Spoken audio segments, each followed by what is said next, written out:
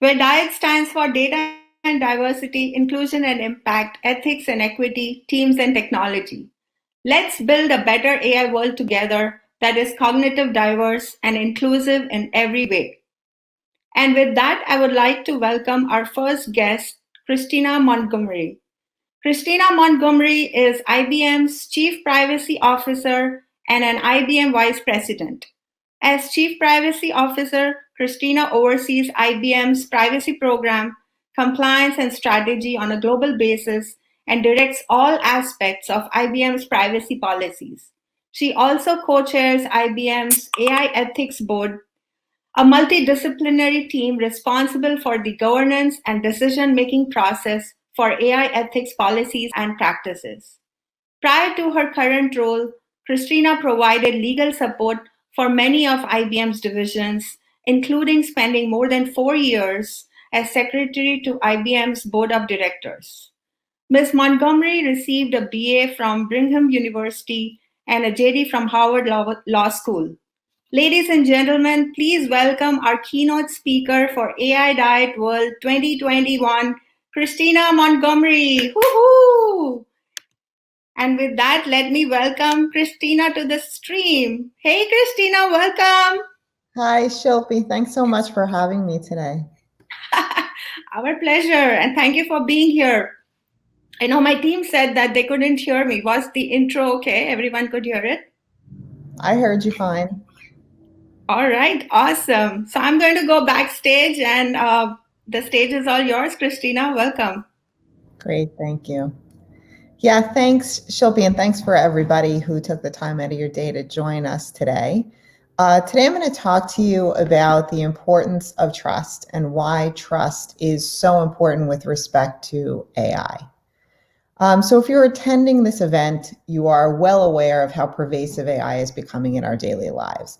It's spread across all industries. It's become embedded in everyday business.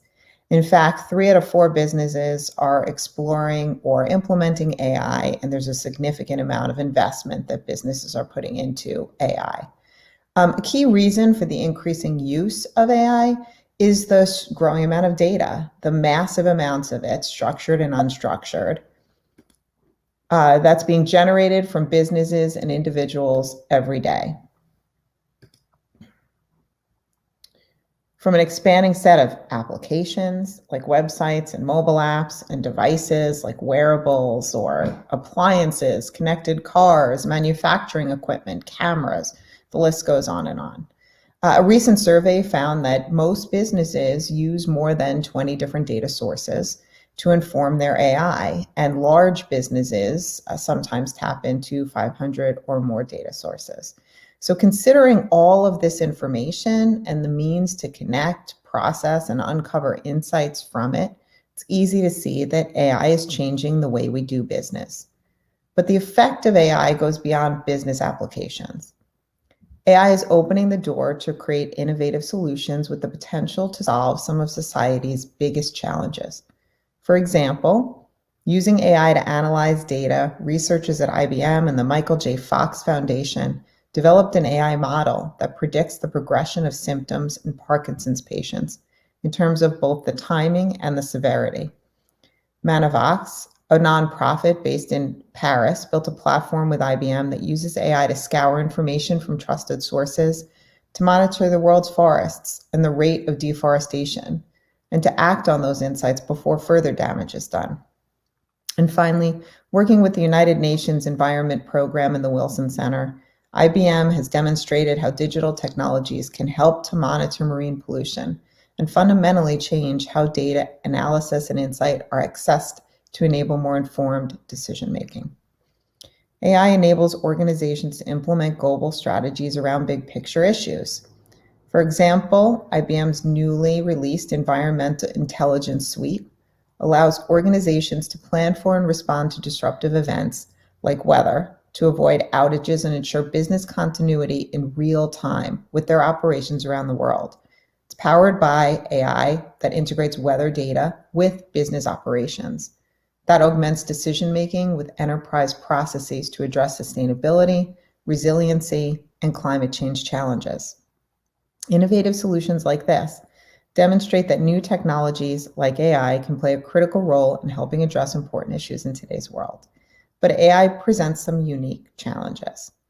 First, AI, as we mentioned, is made possible by vast amounts of data collected every day, but often there's a lack of transparency around data collection. It can be unclear to consumers who has access to their data and how it's being used and protected, even what data is being collected. Second, there's a pacing problem around new technologies like AI. In some cases, new technologies are being created and put into use so quickly that regulation can't keep up. That leaves it to companies and governments to impose their own guardrails around technology development, deployment, and use. The combination of these factors presents the very real risk of eroding public trust around technology. And if society doesn't trust the technology, we won't see it being used and deployed, stifling innovation. For these reasons, it's essential that we lay a foundation today that ensures new technologies put people first and that their benefits are felt broadly across society. So at IBM, we align ourselves to what we call our principles for trust and transparency. At a high level, these are that AI should augment, not replace human intelligence, that data and the insights generated from that data belong to their creator. In our case, that's our clients. And that new technologies, including AI, should be transparent and explainable. We impose firm guardrails on our own use of technology and data, and we advocate for others to do the same through concrete, actionable policy recommendations. Having a set of principles is one thing, though. The real trick is operationalizing them, and you have to work to infuse them in your practices across the company. Essentially, your values must be your practices. We align our practices around the principles I mentioned earlier and a set of pillars around AI ethics, the fundamental properties we view required for trustworthy AI. The pillars provide an intentional framework for establishing an ethical foundation for building and using AI systems, and they'll be familiar to many of you. They are explainability, fairness, robustness, transparency, and privacy. And the principles and the pillars together demonstrate IBM's longstanding commitment to taking an ethically conscious approach when bringing new technologies into the world.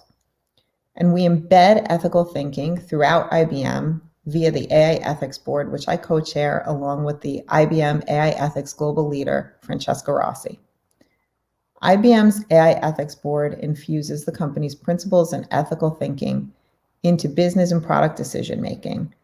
It provides centralized governance and support and accountability while still being flexible enough to support decentralized initiatives across our global operations.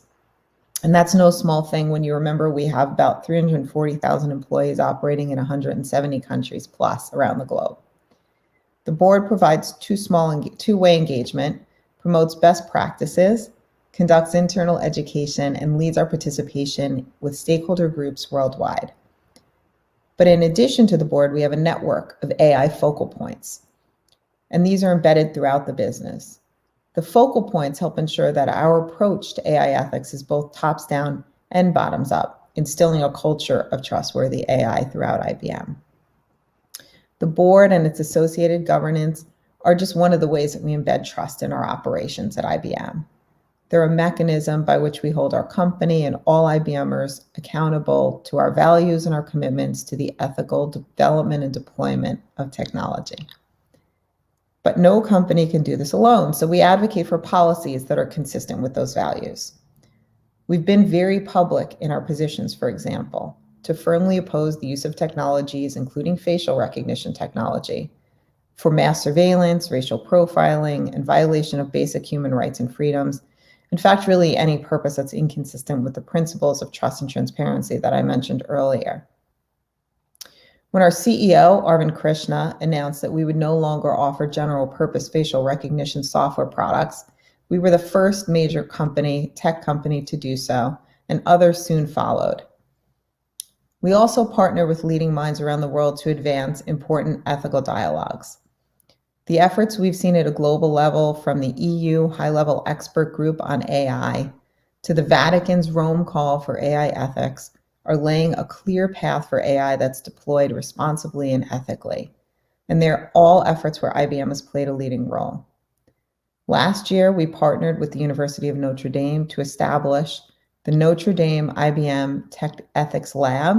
It's a first-of-a-kind cross-disciplinary research initiative focused entirely on driving best practices in technology and AI ethics and in shaping relevant public policy. And our CEO is co-chairing the World Economic Forum's Global AI Action Alliance, a platform that's focused on moving beyond principles, one that will convene multi-stakeholder dialogues, engage in real-time learning, and help scale best practices, all in support of trustworthy AI. As part of that alliance, we've committed to sharing our governance approach to AI ethics, those concrete steps that we take as a company, and we're hoping that that will help guide best practices in the space as well. Internally, we've launched toolkits like AI Fairness 360 to help customers and other organizations check for and mitigate bias in AI systems, and AI Explainability 360 to help explain a system's decision-making process. Most recently, IBM Research unveiled a toolkit called Uncertainty Quantification 360 that helps developers and data scientists quantify the uncertainty of machine learning predictions with the goal of improving transparency and trust in AI. And recognizing that the challenges of AI bias and explainability are bigger than any one organization can tackle independently, we contributed these tools to the open source community so that anyone can use them and improve upon them. Along with working with outside organizations and providing open source tools, as a company, we advocate for responsible technology policies with policymakers around the world. In addition to our position on facial recognition, we've called publicly for governments to strengthen trust in technology in a number of areas. For example, we support a strong and bipartisan national consumer privacy law in the United States, not a patchwork of different rules at each state level. So privacy protection shouldn't vary based on where someone lives or from where you access the internet in the United States. The framework should be flexible enough for organizations to implement while driving accountability. I'm sorry, I'm seeing some in the chat. Can people hear? Shilpi, should I stop or? You're fine, Christina. People can hear. Okay, great. Sorry, I saw the text traffic. On the AI front, we've called for precision regulation of AI. So this is, essentially a call to place the tightest regulatory and policy controls on technology end uses where the risk of societal harm is the greatest. In other words, regulate the use of AI, not the technology itself. And in addition, we're calling on governments to help strengthen the adoption of testing, assessment, and mitigation strategies to minimize instances of bias in AI systems. New laws, regulatory frameworks, and guidance for mitigating bias in AI systems are on the horizon. And if well-crafted, these measures can provide industry and organizations with clear testing, assessment, mitigation, and education requirements to enhance consumer confidence and trust in AI. I firmly believe that we can change the world with technology, but we have an obligation to do so responsibly. We take that obligation seriously at IBM. And we've been a responsible steward of new technologies for more than 100 years. With the rapid pace of technology development, it's even more important that we hold firm to our values, embed them in our practices, and advocate for policies that align with them. We consider trust our license to operate, and it's incumbent upon us to continue embedding trust in all we do as we create and use these technologies to build a better and more prosperous future. Thanks for your time today, and I believe we have a little bit time for Q&A. Thank you, Christina. Great talk. Yes, we do have a few questions coming in. Audience, we are ready for your questions.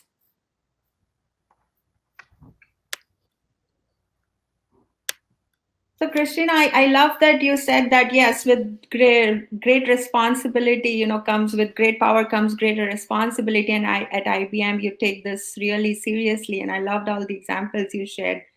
So if a company was putting these AI governances in place, where would you tell them? How do they start? Where do they start? Yeah, I think it's a little bit different for every company. And that's the challenge that people have right now, is to figure out how best to ensure leveraging the current business structure that they have in place, right? To start thinking about these considerations in much the same way.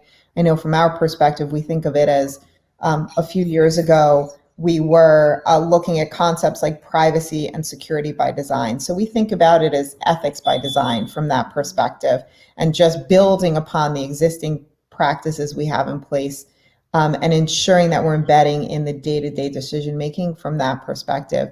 I also think you need to start with your foundational values. Mm-hmm. And then using the unique organizational construct in your own business, build upon and embed those values in the most effective way in your business.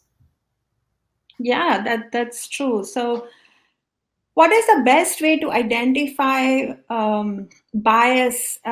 Is it possible to even identify bias at the data stage and at the algorithm stage, or is it only after the model has been deployed can you actually figure out that there is a bias in the system? Oh no, I think it's throughout the life cycle. That's one of the things that's sort of unique about AI is you start with something, and what you end with once you've deployed it is often very different, because the model learns over time and trains on new data, and the data evolves. So we advocate for a life cycle approach to things like bias, starting from the very concept. When you think about what is the purpose of the end purpose of what you're trying to accomplish, and what do you need to train on that, and looking at data sets again from the beginning throughout the life cycle of the product. Yeah, we have another audience question. At the lowest level, how is this implemented? If someone is at the development stage of a product, how does it go from top down to bottom, or is there any other way around it? Well, I think so. One of the things that we do here at IBM is this sort of ethics by design concept. So starting, I think it starts from the very beginning, when you're thinking about, as I mentioned, what are you trying to accomplish? What data do you need to accomplish that? Just having people start thinking about being aware of these issues. Here are the questions that you should ask. Here's what you should check for in your data. Here's what data you need to accomplish the end goal. So it is sort of starting with a vision, an end vision, but backing up and looking at, to accomplish that, what are the questions I need to be asking at the beginning? Yeah, very true. We have a lot of questions. So Alberto asks, what about Clearview AI and Amazon that's still self facial recognition AI? Yeah, I mean, I mentioned in my remarks that there's often this pacing problem where regulation can't keep up, and it's kind of up to companies to set their own guardrails. So I can speak for what we advocate for. We don't sell general purpose facial recognition anymore, because we don't think the technology is ready. We think there needs to be a closer look at the use of facial recognition, particularly in the context of law enforcement, but other uses as well. So that's our point of view, and we've called on regulators to start taking a look at that. Right now, what the companies are doing in that space, and Clearview in particular, there's no law essentially, stopping it. So it's the guardrails that companies need to put in place to build trust. Yeah, absolutely.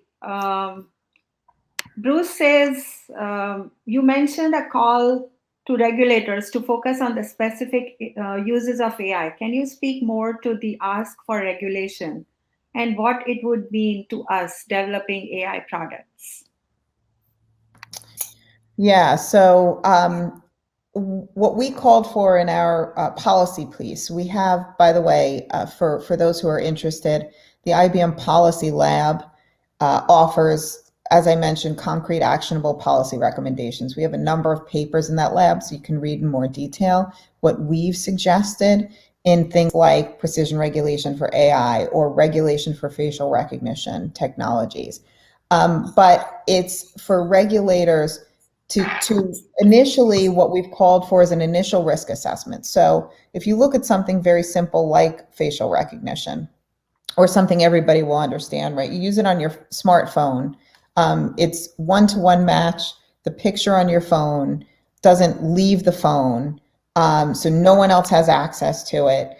It simplifies you can choose whether or not to implement it. And if you use it on your phone, it's just easy. It makes it easy for you to unlock it.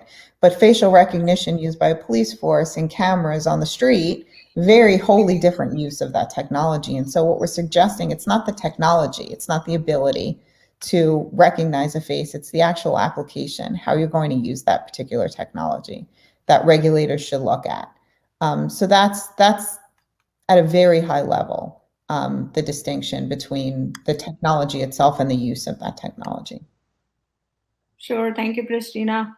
Michael McNair asks, in the education sector, I know we are a little over time, but these are some great audience questions. Do you have a few more minutes, Christina, to spend with us? Thank you. In the education sector, what types of people should be a part of the data governance committee and AI committee? Should we start with consulting first?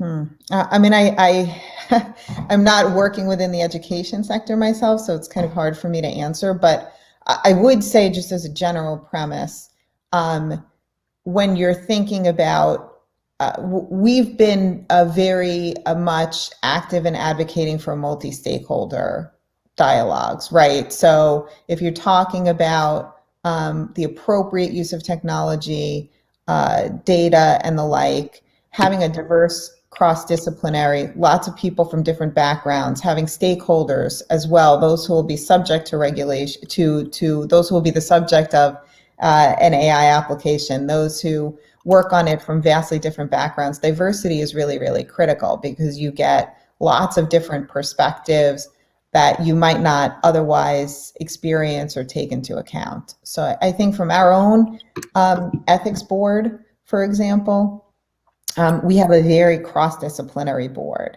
We have people representing pretty much every business function within IBM, lots of different backgrounds. Some are technical, some are not technical. And we feel that that really brings us lots of different questions that you would, one pillar alone isn't going to have the answers to. So that diversity of background is really, really important.